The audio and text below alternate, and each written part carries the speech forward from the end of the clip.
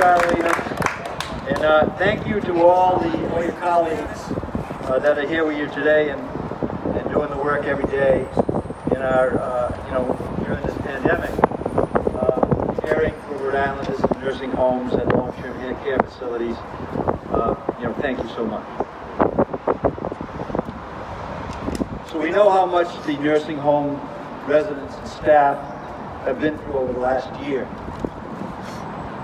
And today, with the signing of this bill, we take a step forward for staff, residents, and their families. We're joined here today with our Lieutenant Governor. I'd also like to recognize House Speaker Joseph Shekarchi and Senate President Dominick Ruggerio for their role in getting this bill passed. I especially want to thank the bill's sponsors, Representative Scott Slater, and Senate Majority Whip Mary Ellen Goodwin.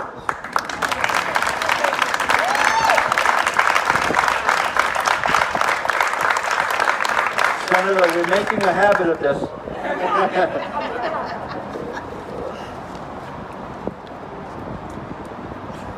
Many other legislators are here today who champion this cause, and I want to thank them as well.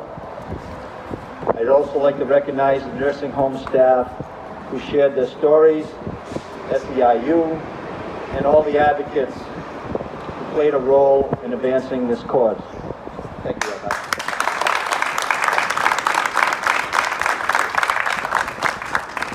So Rhode Island nursing home residents deserve the very best possible care. And nursing home staff deserve the supports they need to make that happen. Stronger nursing home staffing standards and funding for direct care staff will help raise the bar on quality care right here in Rhode Island. The bill we are signing today will establish a minimum standard of 3.58 hours of resident care per day by January 1st, 2022, and 3.81 hours beginning January 1st, 2023. The bill also provides funding to raise wages for direct care staff. This is crucial and long overdue. This funding will also help in recruiting and retaining a stable and qualified workforce in this industry. And today we need that more than ever. States across our nation have long been facing challenges when it comes to nursing home staffing. COVID-19 compounded those challenges. Today, Rhode Island is taking action to address this issue head-on. Again, thank you, Adelina, your colleagues, caregivers across the state, for all you do. Rhode Island is grateful for your dedication. This bill is a way of showing our gratitude. Now I'll turn it over to our Lieutenant Governor Matos. Lieutenant Governor.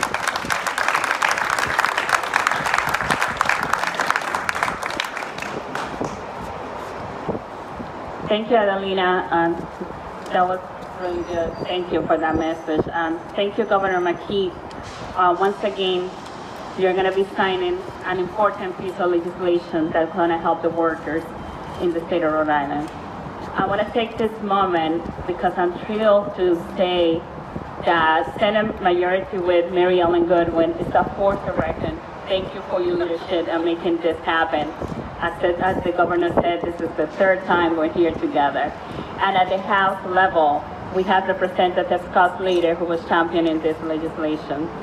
I want to thank both of them for their tireless advocacy for the working family and for always championing the residents of Rhode Island.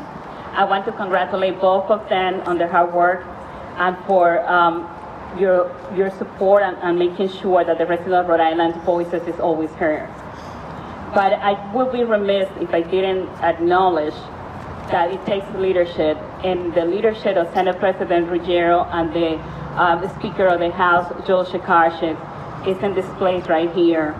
As someone that had to lead a body, I understand that it's so hard, because sometimes you have good legislation that are going to do good work, and it still is hard to get them passed. So that wouldn't be possible without the leadership of the Speaker and the Senate President. So I want to say thank you.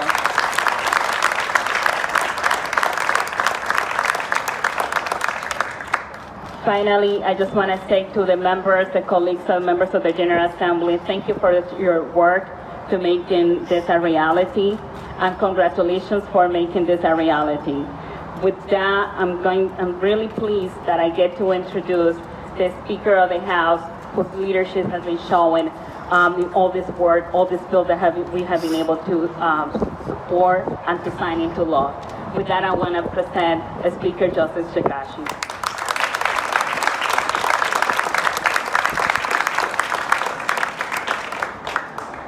Thank you, Lieutenant Governor.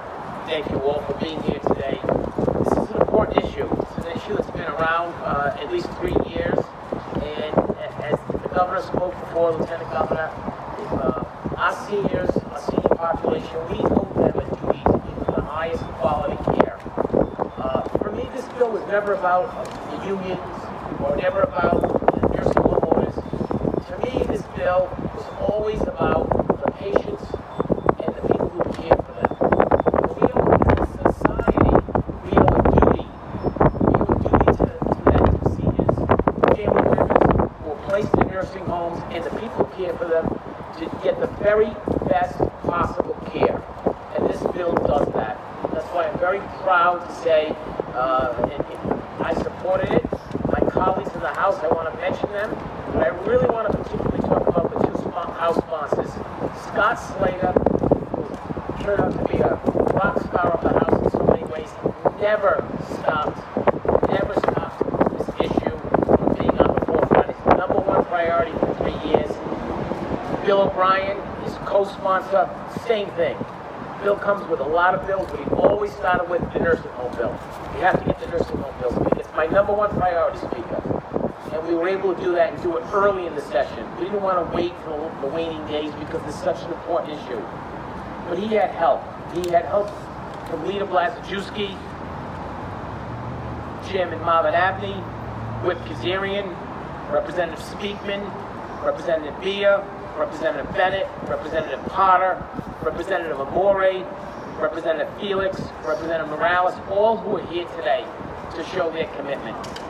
When I became the Speaker, I assembled a working group of representatives from different points of view, and I asked them to dig in deep on this issue, find out what these issues that separate them, and come to a consensus, and they did that. And the only way, they did it without fanfare and press releases. They did it by rolling up their sleeves and working and solving the problem. So to my colleagues who helped me and helped Scott Slater and Bill O'Brien, I thank you. I thank everybody for being here today. And most importantly, I want seniors to know that we in the State House, collaboratively with our friends in the Senate and the Governor, we got this done, and we got it done early because it's the right thing to do. Thank you.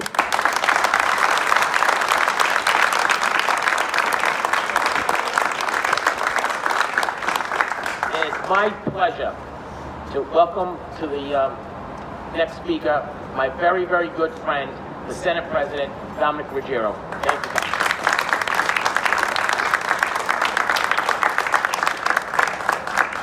Thank you very much, Mr. Speaker, and I want to welcome everyone here today. This is certainly a momentous occasion. Almost a week ago, we met in Cumberland and signed Senate Bill #1, which was the minimum wage bill that was sponsored by Senator Ana Quesada. Today, we are signing Senate Bill #2, which is the nursing home staffing legislation. And actually, we're doing all this before Memorial Day, which I can't remember when I should have done before, as far as 2 major pieces of legislation. So we're immensely proud of that. But I want to recognize my colleagues who are here today. Obviously, Senator Goodwin was the sponsor of the Senate legislation that passed, but also a number of people have worked on this legislation, along with Senator Goodwin and along with the advocates. And that's Senator Michael McCaffrey, Senator Cynthia Point, Senator Joshua Miller, Senator Ana Quesada, and a host of other people who couldn't be here today. So I want to thank those people for their efforts because this legislation has been a Senate priority for the past couple years. And I certainly want to thank my colleagues for their initiatives, for their activity, and for their advocacy of this particular legislation. I want to commend Scott Slater, Representative Scott Slater. He has done a great job on this legislation. He has been an advocate for this issue over the past 3 or 4 years, along with Senator Mary Ellen Goodwin. So I wanted to recognize him, and I certainly want to thank the leadership of the House for moving this legislation forward, and especially my good friend and counterpart on the House side, Speaker Joseph Shekarchi. So I want to give them all credit. I want to thank them for everything they did regarding this legislation this year. And Governor McKee, I want to thank you for signing this legislation, and also I want to thank the Lieutenant Governor for her very kind words. So without further ado, it gives me a great deal of pleasure to present the House sponsor of the legislation, Representative Scott Slater.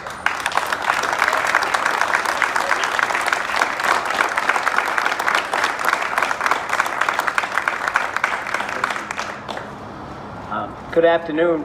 Thank you so much for everyone for being here on this beautiful sunny day.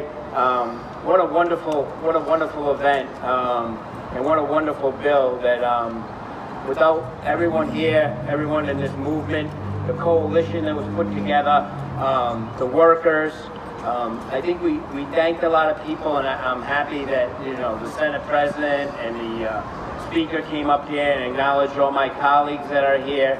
I couldn't have done it without each and every one of you, your support, your work, your advocacy, right there with me all along. I appreciate that so much. Also, this issue was it was passionate for me. It meant a lot to me. And when I think about it, you know, Speaker Shekarchi, when he was giving his remarks, he said it perfectly when he was talking about what this bill meant, not only to him, it meant the same thing to me. It was about our seniors and our work, the people that take care of them. You know, during the pandemic, this bill was submitted before the pandemic, because this has been a problem that we had with safe staffing and making sure that the nursing homes were staffed well, the employees deserve to be paid. During the pandemic, we kept hearing about heroes, the angels that take care of our loved ones, and they are. You guys, the CNAs that are here today, thank you so much for your work that you do.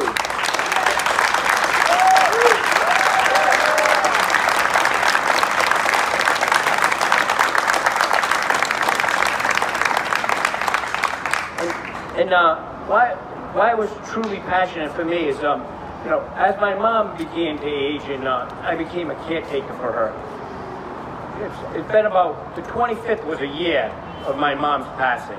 And so during that time, she was in and out of nursing homes, assisted living, and we needed folks like the CNAs that work in those places and that were there. And I became connected when I was in the nursing home, and as I was taking care of her, going to visit her, and we'd sit there and I'd talk and I'd chat with them. But they really didn't have that much time a lot of times, because they were overwhelmed with the patients that they had and running around taking care of so many people. So this is why this became such a passion to me. It was personal, it meant a lot, and it's truly something that we deserve to our seniors, and we deserve to the hard workers that take on this job. That is really, it's become a devotion for many of them. They could find other jobs where they make more, but they truly care about the patients that they work for. They become their second family in a way, or maybe their first family in a way. And they're there on a daily basis, people that are you know, their voices might not be heard as much. So thank you for getting this legislation done. Thank you to the governor for signing this legislation today. Thank you for the Senate President for your advocacy and for work, and all the colleagues, and especially my Senate colleague and counterpart who makes it look easy on her side, is Senator Mary Ellen Goodwin. But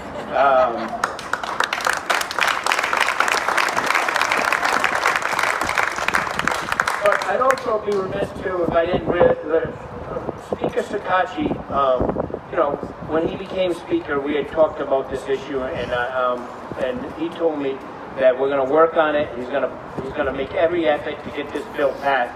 And I got definitely a round of applause, because you didn't stop on this issue since we got up here. And thank you so much.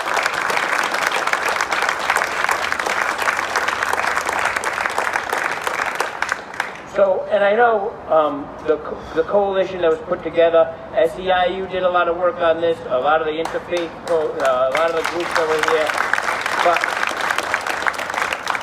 But sometimes when I hear that this is a union bill, it'll help some union members, right? But overall, it'll help many more just regular employees that work on a regular basis in so many of our nursing homes, which they deserve. And it's truly wonderful that we'll be able to honor them, and we were able to move this legislation forward and respect the work that they do on a daily basis and respect our seniors. So thank you so much, and I've got the pleasure of introducing my colleague and my Senate sponsor is Senator Mary Ellen Goodwin, who she was way ahead of me. She passed this last year, so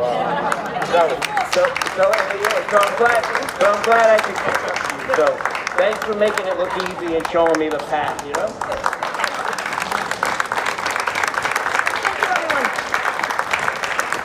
I'm looking at the list. I guess they saved the best for last. I don't know. But, folks, I just want to say, I think so much has been said about the details of this bill, and rightly so.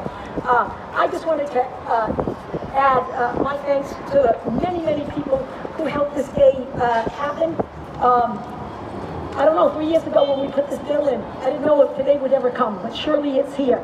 This is a accumulation of a lot of people's efforts to have this bill here today. And they've all been mentioned. But let me start by thanking you, Governor. You're so hands-on and so making these public bill signings so prominent here. I think it's a good thing because it points out to the public that this law is enacted, that we're here to help Rhode Island and their families. And thank you to you, President Ruggerio, for always standing by me and our legislative process. And all of my colleagues that are here are actually co-sponsors on the Senate side. So thank you to all of you for your co-sponsorship and your work on this and your advocacy. Couldn't have happened without all of you. And to you, Speaker Shekarchi, thank you for your efforts. I think not a lot has to be said, but under your leadership, for sure, things have changed. And plus, a big part of the reason why we're here today. And to your colleagues in the House as well, Mr. Speaker, to my friend, Lieutenant Governor, thank you for your words as well. With all of those things, I just want to end by saying I'm so happy about this day and about this legislation, in particular for the families here in Rhode Island who will benefit, that have loved ones in the nursing home. It's hard to believe that we were 41st in the nation, how careless we were. And I know that my counterpart, Scott Slater, I actually saved the best for last, has advocated so very strongly alongside me for the last 3 years, really trying to get this bill here today for the governor's signature. So thank you, Scott, for your advocacy. I want to spread a little bit of by saying, you know, as Scott Slater said, we, especially during the pandemic, even for years, and rightly so, have caretakers that care for our sick and disabled and the most vulnerable in Rhode Island, heroes and angels, and they are. But it's easy to tweet out or to say that. We really needed to put our money where our mouth is, and I think we have it here today in this legislation. So happy